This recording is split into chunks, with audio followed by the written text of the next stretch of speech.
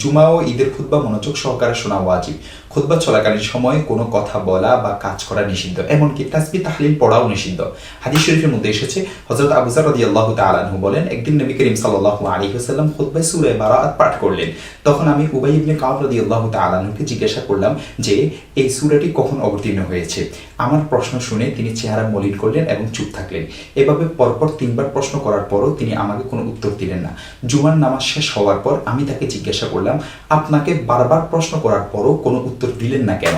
তখন উবাই রাদিয়াল্লাহু তাআলা আনহু বলেন, খুতবা চলাকালীন প্রশ্ন করার কারণে আপনি জুমার কোনো সওয়াব পাননি, আপনার কথা বলা অনর্থক হয়েছে।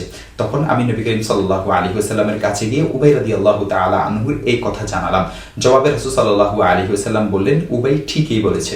দেখতে পারেন সহিহ ইবনে খুজাইমা 2 নং খণ্ড 874 নং পৃষ্ঠা, হাদিস নং 1807। হযরত সাঈদ ইবনুল মুসাইয়িব ও যুহরি রাহমাতুল্লাহি আলাইহি বলেন, ইমাম খুতবার জন্য বের হলে কোনো নামাজ পড়া যাবে না, আর খুতবা শুরু করলে কোনো কথা বলা যাবে না। দেখতে পারেন মুসান্নিফে ইবনে আবি শাইবা 4 নং খণ্ড 103 নং পৃষ্ঠা এবং 104 নং পৃষ্ঠা। হযরত আবু হুরায়রা রাদিয়াল্লাহু তাআলা আনহু বর্ণনা করেন, নবী করিম সাল্লাল্লাহু আলাইহি ওয়াসাল্লাম ইরশাদ করেন, তুমি যদি ইমামের খুতবা দেওয়ার সময় পাশের ব্যক্তিকে কথা বলতে নিষেধ করো, তবে তুমি অনর্থক কাজ করলে।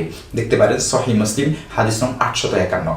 এই সকল হাদিস ও আসারের আলোকে ফকিহগণ খুতবা অবস্থায় মুক্তাদির জন্য কোনো কথা বলা এবং কোন তাসবিহ পড়াকে নিষিদ্ধ করেছেন এবং নিষিদ্ধ ফতোয়া দিয়েছেন। তাই খুতবা চলাকালীন মুক্তাদির জন্য দুরূদ শরীফ বা তাকবীরে তাশরিক বলা থেকেও বিরত থাকা আবশ্যক।